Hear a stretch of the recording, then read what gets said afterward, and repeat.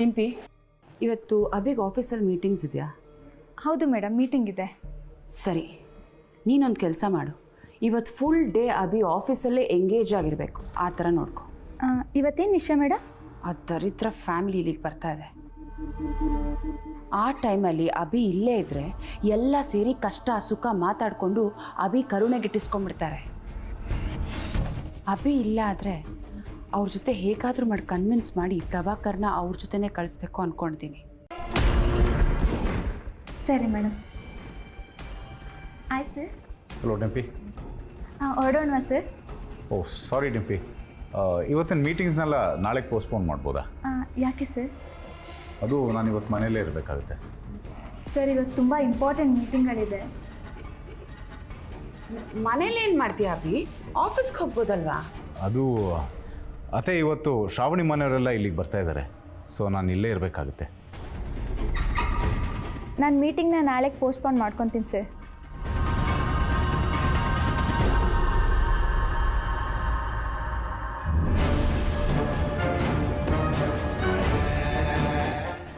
Sir, ಚೆಕ್ಕಿಗೆ sign ಹಾಕಬೇಕಾಗಿತ್ತು. ಕೊಡು.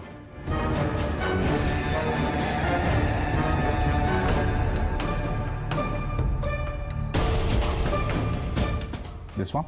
Yes, sir. Very good. Yes, sir. Thank you, sir.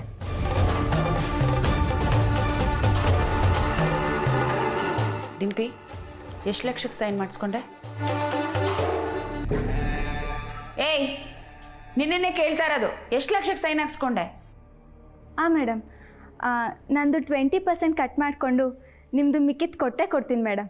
20%? ಯಾಕೆ madam ಅಷ್ಟೊಂದು ಶಾಕ್ ತೊಗೊಳ್ತಾ ಇದ್ದೀರಾ?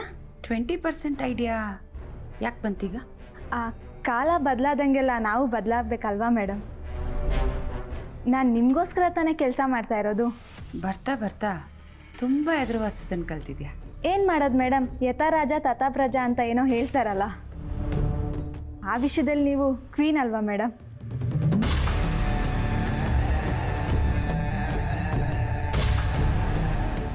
ಬರ್ತಾ ಬರ್ತಾ ಇವಳು ಬಾಲ ಯಾಕೋ ಉದ್ದ ಆಗ್ತಾ ಇದೆ, ಕಟ್ ಮಾಡಬೇಕು. ಗಾಜಿನ ಮನೇಲಿ ಇದ್ಕೊಂಡು ಬೇರೆಯವ್ರಿಗೆ ಕಲ್ಲೊಡೆಯೋ ಕೆಲಸ ಸದ್ಯಕ್ಕೆ ಮಾಡೋದು ಬೇಡ.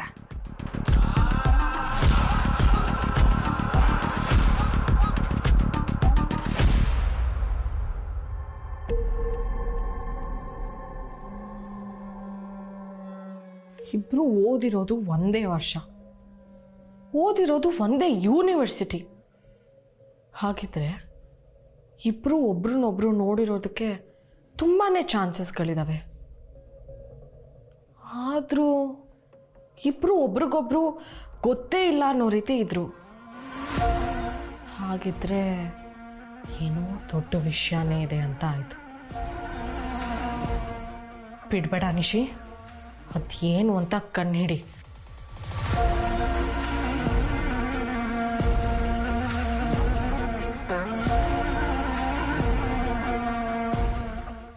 ನಿಶಿ,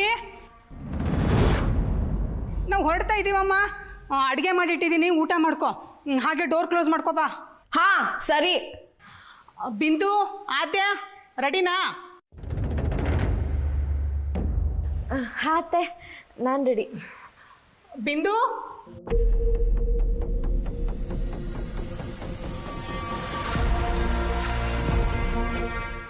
ಅಮ್ಮ, ನಾನು ಜೊತೆಲಿ ಬರ್ತೀನಿ. ಮತ್ತು ಅವಾಗಲೇ ಕೇಳಿದ್ರೆ ನನಗೆ ಕೆಲಸ ಇದೆ, ನಾನು ಬರಲ್ಲ ಅಂತ ಅಂದೆ. ನೀನು ಹುಡುಗಾಟ ಆಡ್ತಾ ಇದೀಯಾ? ಇಲ್ಲ ಅಮ್ಮ, ಇದುವರೆಗೂ ನನಗೆ ಬೇರೆ ಕೆಲಸ ಇತ್ತು, ಆದ್ರೆ ಇವಾಗ ಅದಕ್ಕಿಂತ ಇಂಪಾರ್ಟೆಂಟ್ ಕೆಲಸ ಇದೆ, ಅದಕ್ಕೋಸ್ಕರ ನಾನು ಬರಲೇಬೇಕು. ಅಂಥದ್ದೇನು ಕೆಲಸ ನೀನು ಕೇಳ್ತೀಯ ಅಂತ ಗೊತ್ತಿತ್ತು ಕಣೆ, ಆದ್ರೆ ನಾನು ನಿನಗೆ ಹೇಳಲ್ಲ. ಅದೇನು ಅಂತ ನನ್ನ ಹತ್ರ ಹೇಳು. ಸುಮ್ಮನೆ ಅಲ್ಲಿ ಬಂದು ತರಲೆ ಕೆಲಸ ಮಾಡಬೇಡ ನೀನು. ಹಾಗೇನಿಲ್ಲಮ್ಮ, ಶ್ರಾವಣಿ ಅಕ್ಕ ತುಂಬಾ ಖುಷಿ ಆಗಿದ್ದಾಳೆ ಅಂತ ಬಿಂದು ಹೇಳಿದ್ಲಲ್ಲ, ಅದಕ್ಕೆ ಒಂದ್ಸರಿ ಹೋಗಿ ನೋಡ್ಕೊಂಡು ಮಾತಾಡ್ಸ್ಕೊಂಡು ಬರೋಣ ಅಂತ.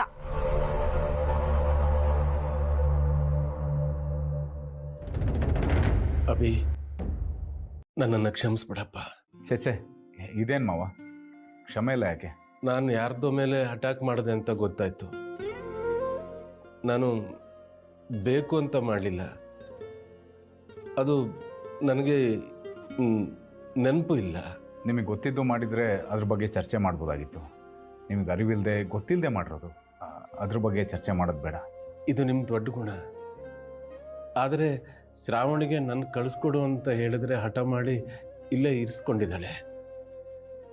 ನನ್ನಿಂದಾಗಿ ಯಾರೂ ಅವಳಿಗೆ ಏನೂ ಅನ್ನಬಾರ್ದು.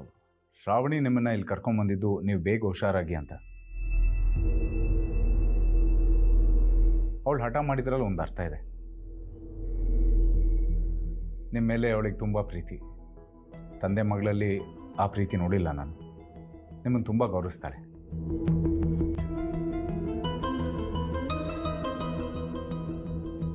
ಮತ್ತು ಈ ವಿಚಾರದಲ್ಲಿ ಅವಳನ್ನ ಯಾರೂ ಬೈಯಕ್ಕೆ ನಾನು ಬಿಡೋದಿಲ್ಲ. ಏನೇ ಒಳ್ಳೆ ಕೆಲಸ ಮಾಡಿದ್ರು ಅದಕ್ಕೆ ನಾನು ಸಪೋರ್ಟ್ ಇದ್ದೇ ಇರುತ್ತೆ. ಅವಳ ಜೊತೆ ನಾನಿದ್ದೀನಿ. ಗಂಡ ಅಂದರೆ ನಿನ್ನ ಥರ ಇರಬೇಕು. ಎಂಥ ಸಮಯದಲ್ಲೂ ಅವಳನ್ನು ಬಿಟ್ಕೊಡ್ತಿಲ್ವಲ್ಲ, ಅದು ನನಗಿಷ್ಟ ಆಯಿತು.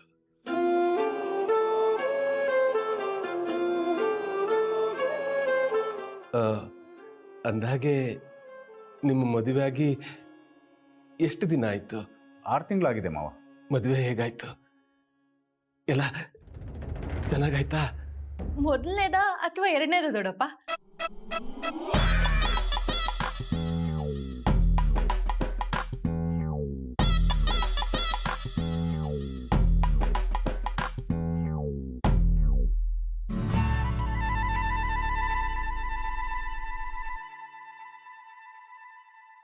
ಅದೇನು ಮಗಳು ಅಂತ ಹುಟ್ಬಿಟ್ಟಿಯೋ ಏನೋ. ಅಲ್ಲ, ಅಲ್ಲಿ ನಿಮ್ಮ ಅಪ್ಪ ಇದ್ದಾರೆ, ಅವ್ರನ್ನ ನೋಡಬೇಕು ಬಾ ಅಂತ ಹೇಳಿದೆ. ಶ್ರಾವಣಿನ ನೀನೇನು ನೋಡೋದು? ನೀನು ಬಂದರೂ ಬರದೇ ಇದ್ರೂ ಅವಳು ಚೆನ್ನಾಗೇ ಇರ್ತಾಳೆ. ನೋಡು ನಿಶಿ, ಅಲ್ಲಿ ಬಂದು ಏನಾದರೂ ತರಲೆ ಕೆಲಸ ಮಾಡೋ ಹಾಗಿದ್ರೆ ನೀನು ಬರಲೇಬೇಡ, ಇಲ್ಲೇ ಇದ್ಬಿಡು. ಇಲ್ಲ ಅಮ್ಮ, ನಾನು ಬರ್ತೀನಿ. ಬೇಡ ಅಂತ ಅನಿಸ್ತಾ ಇದೆ ಅತ್ತೆ. ಏನ್ ಕಟ್ ಹಾಕ್ತೇನೆ ಅಮ್ಮ? ನೀವು ಕರ್ಕೊಂಡು ಹೋಗಿಲ್ಲ ಅಂದ್ರೂ ನಾನು ಬಂದೇ ಬರ್ತೀನಿ. ಅವಳು ಯಾರ ಮಾತು ಕೇಳ್ತಾಳೆ? ಬಂದರೆ ಬರಲಿ ಬಿಡು ಬಿಂದು. ಹೋಗು, ಬೇಗ ರೆಡಿ ಆಗಿ ಬಾ. ಹಾ, 5 ನಿಮಿಷ, ನಾನು ಹೋಗಿ ರೆಡಿಯಾಗಿ ಬಂದ್ಬಿಡ್ತೀನಿ. ನೀವು ಈಚೆ ಇರಿ. ಹಾ, ಎಲ್ರದ್ದು ಒಂದು ದಿಕ್ಕಾದರೆ ಇವಳದೇ ಒಂದು ದಿಕ್ಕು. ಅದು ಯಾವ ನಕ್ಷತ್ರದಲ್ಲಿ ನನ್ನ ಹೊಟ್ಟೆಲಿ ಹುಟ್ಬಿಟ್ಲು. ಇರ್ಲಿ ಬಿಡಿ ಅತ್ತೆ, ಹೇಗಿದ್ರು ಮಳೆ ಬರ್ತಿದೆ, ಅವಳು ರೆಡಿಯಾಗಿ ಬರಲಿ, ನಾವು ವೆಯ್ಟ್ ಮಾಡೋಣ. ಸರಿ ನೋಡ್ರಮ್ಮ.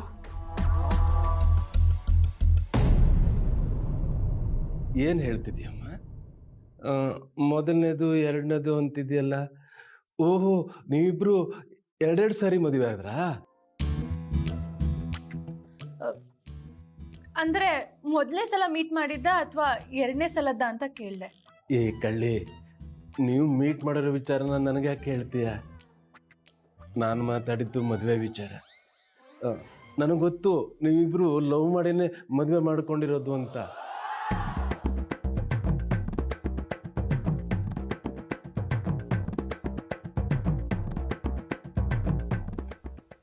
ಏನು ಹೇಳ್ತಾ ಇದ್ದೀರಾ ಮಾವ? ಎರಡು ಫ್ಯಾಮಿಲಿ ಮಧ್ಯೆ ಅಂತಸ್ತಿನ ವ್ಯತ್ಯಾಸ ಇದೆಯಲ್ಲ, ಅದಕ್ಕೆ ಹಾಗಂದ್ಕೊಂಡೆ. ನೀವು ಹೇಳಿದ್ದು ಸರಿಯಾಗಿದೆ. ನಮ್ಮಿಬ್ರದ್ದು ಲವ್ ಮ್ಯಾರೇಜ್,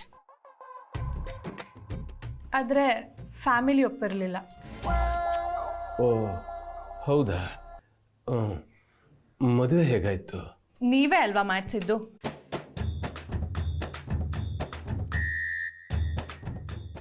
ಅದು ಫೋರ್ಸ್ ಮಾಡಿ ಮದುವೆ ಮಾಡಿಸಿದ್ದು ನೀವು, ಗೊತ್ತಾ? ಓಹೋ, ಹಾಗೆಲ್ಲ ಆಗಿತ್ತಾ? ಮತ್ತೆ ಫ್ಯಾಮಿಲಿ ಒಪ್ಪದೇ ಇದ್ದಾಗ ನನಗೆ ಮದುವೆ ಬೇಡ ಅಂತ ನಾನು ಹೇಳಿದ್ದೆ.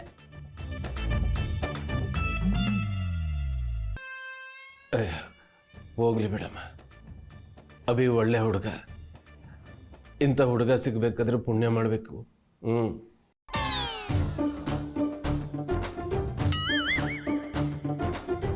ಒತ್ತಾಯ ಮಾಡಿದೆ ಅಂತ ನನ್ನ ಮೇಲೆ ಕೋಪ ಇಲ್ಲ ತಾನೆ? ಈಗ ಖುಷಿಯಾಗಿದೆ ತಾನೆ? ತುಂಬ ಖುಷಿಯಾಗಿದ್ದೀನಿ ದೊಡ್ಡಪ್ಪ. ನನ್ನ ಲೈಫಲ್ಲಿ ನಡೆದಿರೋ ಬೆಸ್ಟ್ ಮೂಮೆಂಟ್ ಅದು. ಇದಕ್ಕೆಲ್ಲ ಕಾರಣ ನೀವೇ. ಆಗ ನಿಮ್ಮಲ್ಲಿ ಕೋಪ ಇತ್ತು, ಆದರೆ ಇವಾಗ ಅನ್ನಿಸ್ತಿದೆ ನೀವು ಮದುವೆ ಮಾಡಿಸಿ ಒಳ್ಳೇದಾಯ್ತು ಅಂತ. ನಮ್ಮದು 7 ಜನ್ಮದ ಪ್ರೀತಿ ಅಂತ ಅನ್ನಿಸ್ತಾ ಇದೆ. ಮುಂದಿನ 7 ಜನ್ಮಕ್ಕೂ ಅಭಿನೇ ನನ್ನ ಗಂಡನಾಗಿ ಬರಬೇಕು ಅಂತ ಅನ್ನಿಸ್ತಾ ಇದೆ.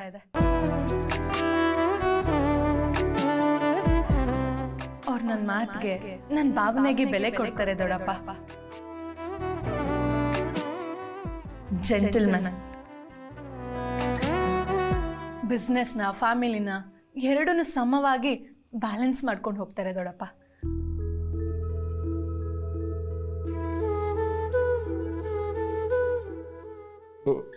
ಓಹೋ, ನೀನು ಇಷ್ಟೊಂದು ಹೊಗಳೋದು ನೋಡಿ ನಾಚ್ಕೊಂಡು ಹೋಗ್ಬಿಟ್ಟ ಅಂತ ಅನಿಸುತ್ತೆ. ಇರ್ಬೋದು. ಇಂಥ ಒಳ್ಳೆ ಗಂಡ ಸಿಕ್ಕಿದೆ ನಿಮ್ಮಿಂದ ದೊಡ್ಡಪ್ಪ. ಇಷ್ಟೆಲ್ಲ ನಡೆದಿತ್ತು ಅಂತ ನಂಗೆ ಒಂದು ನೆನಪಾಗ್ತಿಲ್ಲ. ಪರವಾಗಿಲ್ಲ ದೊಡ್ಡಪ್ಪ, ಎಲ್ಲ ಮೆಮೊರೀಸ್ ವಾಪಸ್ ಬರುತ್ತೆ. ಸುಖ, ನೆಮ್ಮದಿ, ಸಂತೋಷ ಎಲ್ಲನೂ ವಾಪಸ್ ಬರುತ್ತೆ.